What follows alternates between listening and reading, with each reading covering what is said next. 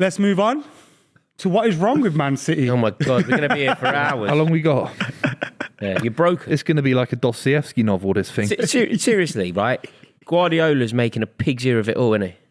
No, it's not his fault. Yeah, completely. It's not his fault. It is. Whose fault is it then? Who signed Calvin Phillips? Okay, so let's get into the mystic Meg world, shall we? Whose fault is it if someone gets unlucky to be injured? No, whose fault is it that there's no cover at the club? Yeah, and that's not his fault. It's arguably cheeky Bagheera-Stein's fault. No. What you're doing here is so unjust because you don't do this with Mikel Arteta. With Mikel Arteta, when they have no creativity in the middle because Odegaard's injured, you go, well, they shouldn't have let Smith Rowe go, and they shouldn't have let. I slag off Adu all the time. I say Adu wasn't progressive enough. So Guardiola, if Rodri gets injured, should have made sure that Calvin Phillips was a better player. Shouldn't have signed Mateus Nunes. Shouldn't have signed Mateo Kovacic. That's why I slagged off Mateo Kovacic. Bagheera-Stein, who's the equivalent to Adu at Arsenal. Yeah, but you don't say about you say it's Arteta's fault. You don't say it's Edu's fault. No, I blame Arteta for tactical decisions being too stiff, too negative in certain games where they should be trying to win, particularly against Bournemouth when they get the sending off Brighton as well. Guardiola's got a few issues, but look, Kovacic gets injured. He could definitely have done a decent job against Spurs. I'm not saying we're going to beat Spurs with Kovacic. You're playing Ilkay Gundogan as a single pivot. He's 34 years old. Yeah, but that's a decision on the pitch. Yeah, but you're saying that the club didn't strategize at a replacement for Rodri, which you're right about. Calvin Phillips happened many years ago now. No, but that's the ramifications. You never replaced it. But Kovacic was a replacement. Kovacic came in and he's injured in the game. Kovacic would have started against Spurs as a single pivot and we would have been a whole lot better. But Kovacic is incomparable to Rodri. Like Calvin Phillips is incomparable, but they play football in a similar way. Whereas Kovacic is a single double pivot carrying midfielder. But he can play defensive midfielder. He can play. I'm not saying he's the right answer to win us a league title. Of course not. But he won the league title last season. He played a lot of games last season. Kovacic. He's injured.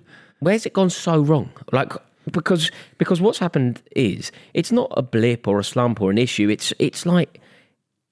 I just can't really see where you get the next win from. You were so rudderless. Watching Rico Lewis in central midfield was embarrassing. It was like Tottenham were everything that Man City should have been at home. Like Kulusevski was everything that you would have expected Rico Lewis to be. The way that he was carrying the ball, did you see that moment, which I think is a great example to use that just demonstrates quite how wrong it's gone for City and how well it went for Tottenham as well. We have to acknowledge that. Did you see when Gundogan just didn't track James Maddison for the opening goal, the left foot volley? Yeah. Great goal. Kulusevski cuts in. Do you know what I thought was so ridiculous about that? It was the most predictable way. You know, if Tottenham are ever going to score a goal, it will probably go something like this. Kulusevski will do something brilliant and Maddison will finish it off. Kulusevski's on the ball, about to do something brilliant, quite clearly about to do something brilliant. You know, shrugged off a challenge, cut inside, looks up, has expert delivery. Gundogan's seen it. Maddison's seen it. Maddison has anticipated the pass and Gundogan's just left him alone. Yeah, it feels like John Stones in hot water. Yeah. You could have Maldini, you could have John Terry, you could have anyone that isn't in the back four. Any Cafu at right back. If that back four is exposed with no midfield protection, any defender in the history of football gets exposed. Any defender ever. So it is a midfield issue. And also, these guys aren't running in the same way. Bernardo Silva's numbers are down a little bit. Foden's not pressing as high. We're a very slow side. And I don't know how you can't buy that in the transfer market necessarily. You can't just buy people working harder. It has to come from the front and everyone's not running as hard. It might just be down to the fact that for the last 5 years, these guys have achieved everything in football, played 70 games every season to the highest level. You're talking playing Real Madrid every season, the Champions League quarter-final, semi-final, Inter Milan, Bayern Munich, Club World Cups. City gets to the final, but basically every competition we're in for the last 5 years. That's a lot on the leg. There hasn't been much forward thinking in terms of the team building though, and in transfer windows, has it?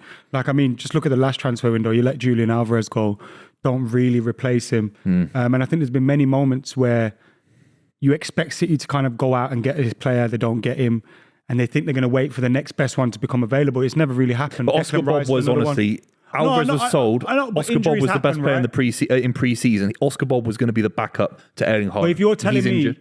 Oscar Bob being injured is why City are losing 5 on a spin. No, but it's just... It doesn't correlate, right? It does a little bit. Long-term thinking in terms of... No, you are right, largely speaking, but I'm just saying that if Haaland has a dip in form, we got final in the Champions League before we release this podcast. Bob can be the other guy, the third. Yeah. Like Bob can be, when Chelsea were good and it went Drogba, Anelka, Solomon Kalou, Bob can be the Kalu. He can't be the Anelka. It's just an example where you can rotate the position, the forward positions, and Haaland doesn't have to play every game. Or you play Alvarez used to play a lot of games with Erling Haaland, and they used to share the workload. They shouldn't have let him go, Alvarez. But Bob, you can't foresee Bob getting injured, major injury at the start of the season. You can see either Bob or Haaland getting injured at some point in the season, and if you do, you're going to be in a. You can also foresee a young player going through We've got two left wingers, two centre forwards. We've got six forward for 3 forward positions. The club think at the start of the season there's 6 players to fill 3 positions. If Haaland gets injured, I'm not even defending it. I think you're right, largely the, speaking. But Alvarez was a different one because Oscar Bob was going to be the replacement for Alvarez. What I'm saying is though, that's not enough because if Haaland were to get injured for 3 weeks, it means Bob is the centre forward. Who's the sub? 2 Bob. Yeah, I mean? I know what you mean. But City have never had 3 for a position. It's always 2 top players for a position. There's 2. Bernardo can play on the right, and so can Savinho. Doku can play on the left, so can Jack Grealish. Haaland and Oscar Bob. That was the strategy. That's what I'm telling you. You know, it's a big problem for you lot. He's having to double up on the right hand side and protect Kyle Walker. Like, when has City ever had to do that? Hold on, I need to play Rico Lewis here because Kyle Walker's looking. Rico Lewis is so lightweight. Yeah, he's small. He's very diminutive. He graphs. He sticks a challenge in as well. He was terrible against us. No. Absolutely terrible. I think he's babysitting Kyle Walker. No, he is. No. That's not. Bro, did you see how they were lining up? I think Jamie Carragher looked at it on Sky, and it's like you've got Rico Lewis kind of just protecting Kyle Walker. Yeah, doubling up himself. as a midfielder though. That's kind of always a responsibility of a midfielder. But like, when have you ever seen Pep having to do that in his team at home against Spurs? Yeah, this could have been predicted. Jeez. You know the Kyle Walker drop off. There was talk about him going to Bayern Munich. 18 months ago? Sheffield went United. Yeah, sorry, United. Yeah. Bayern Munich. Remember when Harry Kane went to Bayern Munich? Yeah. There was talk of Kyle Walker joining. But I mean, as soon as you hear he wants to potentially go to Sheffield United, and he can't, he's got all his personal issues. I couldn't believe it. The way I think it was Werner that ran past him for the 4th goal. Yeah, it was. Yeah. Well, I've actually not seen that before. He's made some mistakes this season. I talked about it with you lads with the Brighton game. Matoma was fantastic against him. He never burned him for pace. He burned him with trickery and skills. Mate, Cole Walker couldn't run. It's one thing being done by Matoma, who's one of the most brilliant at what he does in the league, and it's a very different thing being done by bloody Timo Werner. He's lost it. It was nearly a West Brom Gary Neville moment, almost. Not as bad, but nearly. Yeah, it could be. Nearly. Booth. When you've lost in the past as a City fan, you kind of always you're going to be all right. How does it feel this time around? Because look, you can kind of take the Carabao Cup game out of it because you can lose a Carabao Cup game. I don't think it's that deep, like losing a game in that competition, especially for Manchester City. But losing the other 4 games, is there anything where you go, oh my God, what the hell is happening? Or are you still confident that it's just going to turn around and you're going to be okay? Yeah, long term, City have signed the best manager in the world on a 2-year extension. 2 years, not 1-on-1. So he's got 2 full years at the club with potential to extend further. I think City fans would be happy if we came second and did well in the Champions League. I think there's a world we don't win anything this season. I don't think any City fan would complain about that. Do you think you can still win the league? Because I actually think that one more defeat to Liverpool, which I believe happens, by the way, I think that then it becomes all about winning the European Cup in the Allianz Arena. Yeah, and there's a chance, isn't there? There's a chance. If everyone comes back fully fit, you can. This City side now to get to a Champions League final, Champions League semi-final. Been doing it for 6 years now. Only won 1. Don't get me wrong, but lots of semi-finals and quarterfinals. Do you think that the club could actually adopt that strategy? If Liverpool beat you, Liverpool just pull clear. They're looking flawless. City can't actually do that though, can they? 25 games left for the season, though. You can't do that. And if anyone can go and win 25 games on a spin, it's Manchester not City. This Man City team. No. It's not. Liverpool have to win. They have to win the games. The pressure. Do you have to? No, the pressure's not on Liverpool. That's ridiculous. It will be if they win. Because then it'll be like you've got one hand on the league title. The pressure isn't on Liverpool going into this game. No, absolutely. They have to win the game. Liverpool don't have to win. Why? City have never been this bad since Nicolas Anelka scored in 2003 to get our last win, except for one in the last 18 years. They have to win. It's an open net. If I give you a ball and it's an open net, there's so much pressure on you to score a goal. No. I'm not saying that I don't think Liverpool will win, but I'm saying that the pressure is not on Liverpool. It's not on the team that are clear top of the league. Why is the pressure on them, not you? For them to capitalise on this weak City side is what I'm saying. They have to capitalise, get 3 points. They have to. If you let City get away with it, they're in a world of pain. I still believe that from a Liverpool perspective, a point against Man City on the weekend is a good point. I just think I know the City side. There's a world the City side could bounce back, win 12 in a Liverpool row. not losing is important. They have to win the game. And Liverpool you're right at the don't Etihad. have You're right at the You're saying the Etihad. same as last season, where with Arsenal needing to beat City to kind of they're 8 points clear, bro. Take a draw against this City side. Take a You take a draw. draw. You get one of the games out of the way against Man City. Take a draw. Then Arsenal are starting to win games again, looking good. Mate, in fact, if City don't win, I think it's over. We all agreed about Arsenal. Arsenal had to win the game last season when they drew 2-2. We all agreed they had to go and try and win the but game. different This is segment. more of a tap-in. They Well, had to Arsenal go ever and win the 8 points game. clear.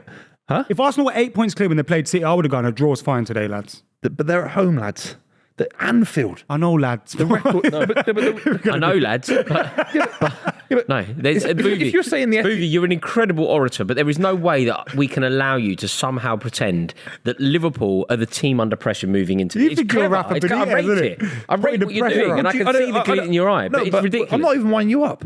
The pressure in the sense is that it's a massive tap in. Do you know what I mean? It's like But getting a boxer on the ropes. You you're have to saying knock him out. It's a tap in because of It's the an form that's been opportunity, on- is what I'm trying to Yeah, say. but- It's a massive. but Just to use your opportunity is boxing a loss. analogy, though, they've got you on the ropes, right? yeah. But even if they don't knock you out, they're so far ahead on points that it doesn't matter.